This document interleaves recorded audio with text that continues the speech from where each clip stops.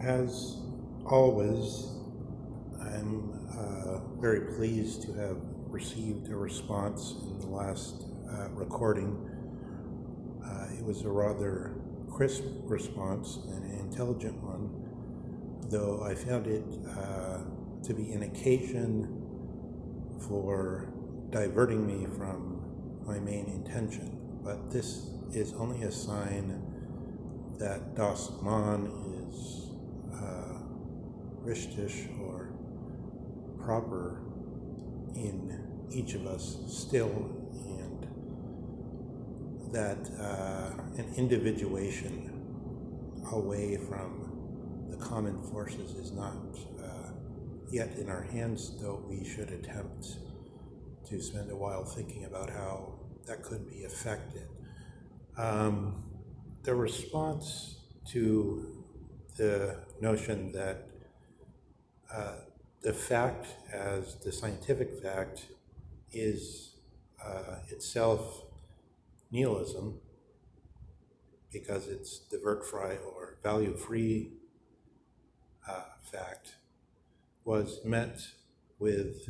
I think, the most widespread sentiment, which is that empiricism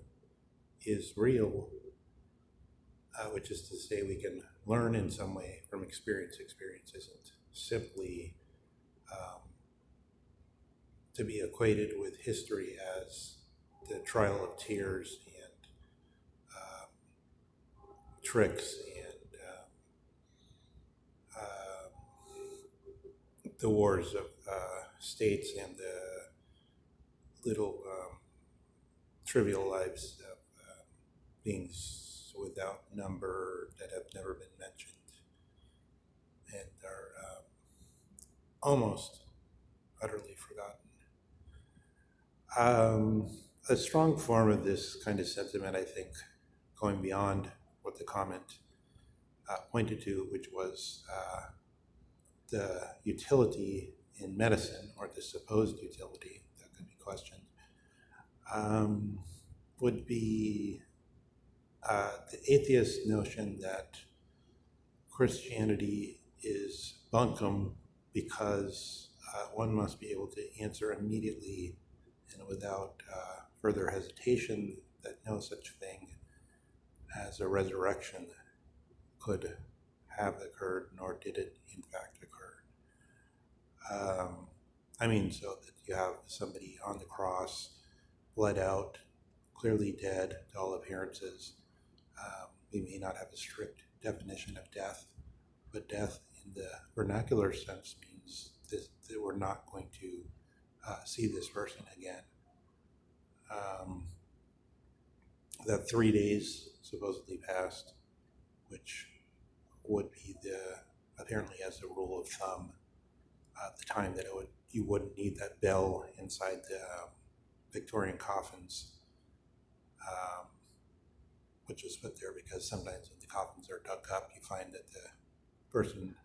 had woken up and scratched out the top of the coffin in an attempt to escape. It seems like this is as sure a case of death as possible, and then the empirical notion, being now in power and common sense, would say one should be able to say straightforwardly there could not be such a thing as the resurrection. I think those two senses of the attack on the fact as nihilism make sense insofar as they're cogent. One can undermine them and one can come out of the fishbowl of pure empiricism and see where one's knowing what one knows can be fallible. One can bring reason to the case and show where there's some cracks in that straightforward certainty of a Richard Dawkins. But this all took me away from the point I wanted to make about, which I think is much more helpful for drawing us away from the technological essence, is that what Weber is saying is that you should be delivered some kind of putty or some kind of raw material of information or knowledge out of which then you can craft your own view. This is what I'm trying to show makes no sense and is itself a value, itself a specific choice which has been hidden from us through our reading or through our education, through the family we were in, through the education, primary education, secondary education, somewhere which has made us know what we know with such a closedness that we can't listen to anything else. If so, remember, the claim is that it seems to be rational that the scientists should come forward and say, here's the information, and then the democratic body with this collective right to vote. I deliberately say collective because it's absurd. The use of the word individual in connection to the Bill of Rights is sophistic. Those are rights that everybody, all citizens have by virtue of being citizens. They're collective rights. Every collectivity is made up of individuals. So there's many contexts where you can use the word individual or collective in an empty way, which merely serves the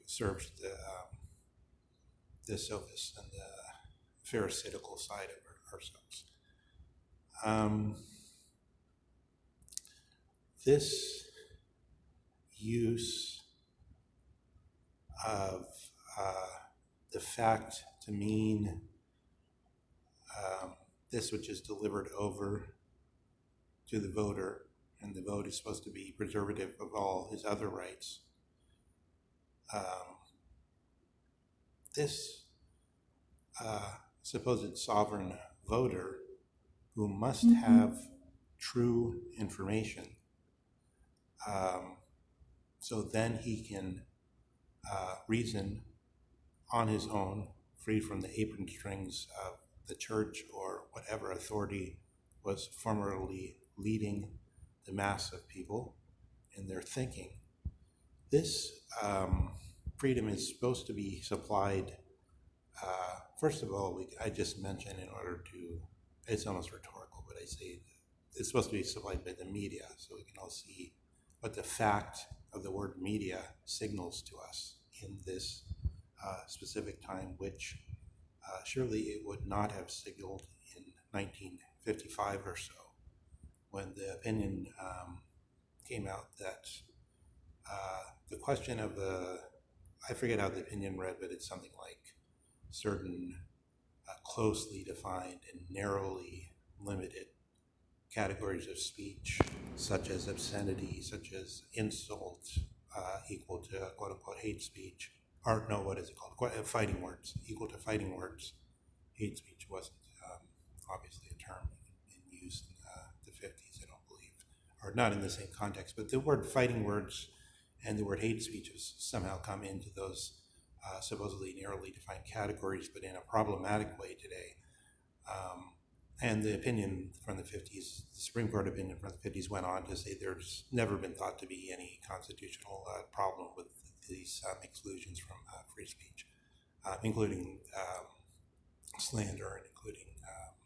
I suppose, treason and other things that are like nature. So it's not true that suddenly we have this problem with the free speech. It's actually rather that when the fact came in, when the notion of the fact came in, there ceased to be a unanimity of opinion among the judges about what counted as the illegal forms of speech, what forms of speech could be punished, and there was unanimity of agreement about that before the fact concept came to be the standard, came into the ethos, so that it was our habit to think we should be presented with information in this sense that Max Weber talks about, in the sense that this is the neutral information. But that's a specific choice to a kind of a claim of what the good stuff is that we should be given. As a specific, it's one claim among others about what knowledge is and about what the scientists should be presenting to the public. It simply happens to, in a very cryptic and very dubitative way, suggest democratic equality among those who would hear it, and then out of it form their own view, which would then allow them to be sovereign actors. So the crucial thing